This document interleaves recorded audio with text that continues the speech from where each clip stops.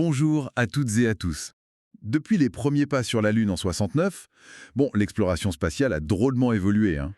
Ah oui, c'est clair. Et la France est bien présente dans cette aventure. Justement, aujourd'hui on va parler d'une figure majeure de cette histoire récente. Thomas Pesquet. Absolument. On a pas mal creusé son parcours, basé sur différentes sources, pour bien comprendre son ascension. Notre objectif, c'est de retracer un peu les étapes clés, les trucs fascinants de sa trajectoire. Du rêve de gosse aux missions spatiales, quoi. C'est ça, de Rouen à l'ISS. Ok, alors plongeons là-dedans. Thomas Pesquet, né en 78 à Rouen. Parents prof, maths et physique chimie, ça aide peut-être un peu. Peut-être bien, oui. En tout cas, le rêve d'être astronaute, il l'a eu très tôt. Et c'était pas juste un rêve. Il y a le côté sportif, le judo, ceinture noire.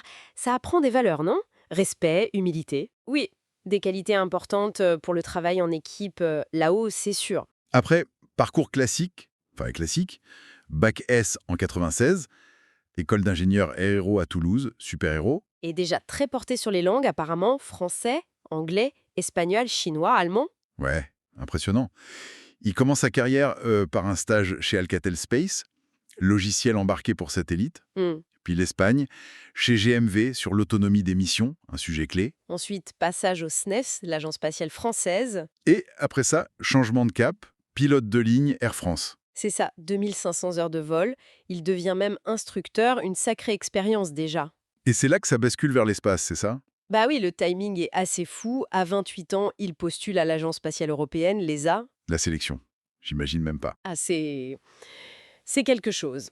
Plus de 8400 candidats au départ, pour 6 places seulement. Incroyable. Le processus a duré 1 an.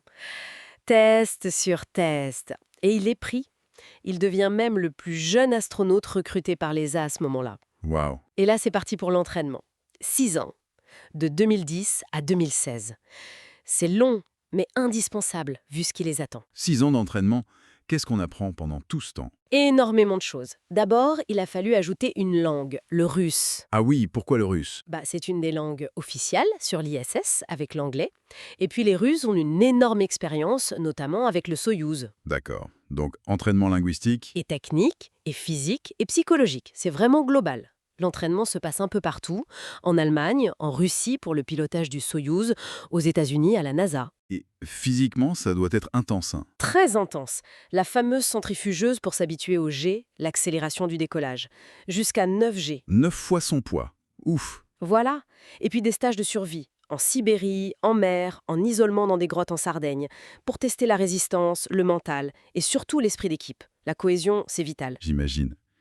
Et le côté technique? Connaître l'ISS sur le bout des doigts, les systèmes, les manips scientifiques, les procédures d'urgence. Et bien sûr, s'entraîner pour les sorties extravéhiculaires, les EVA. Et sortie dans l'espace. Comment on s'entraîne à ça sur Terre? Principalement dans d'immenses piscines, avec des maquettes de la station. Ça simule assez bien la microgravité pour les mouvements en scaphandre. Ils apprennent aussi des gestes médicaux d'urgence. D'accord. Préparation ultra complète. Et tout ça mène à la première mission. Proxima. Exactement. 2016-2017. C'est là que le grand public le découvre vraiment, non? Avec ses photos magnifiques. Oui, il a eu un impact médiatique énorme. Il décolle en novembre 2016. Il est le 10e Français dans l'espace. Copilote du Soyouz. 6 mois là-haut, maintenance de la station, mais surtout beaucoup de science. Oui, 62 expériences pour l'ESA et la NASA. Sur le corps humain, la physique, les matériaux, c'est le cœur de la mission. Et il a fait des sorties aussi, des EVA. 2 sorties, oui, des travaux importants. Maintenance du système électrique, réparation d'une fuite, entretien du bras robotique. C'est pas juste une balade, hein. Non, c'est clair. Et retour sur Terre en juin 2017. Oui, et dès le retour, c'est batterie de tests médicaux, pour étudier les effets de la pesanteur sur le corps. C'est crucial pour les futures missions longues. Vers Mars peut-être un jour. Qui sait? C'est l'objectif lointain. Et entre ces 2 missions, il n'est pas resté inactif.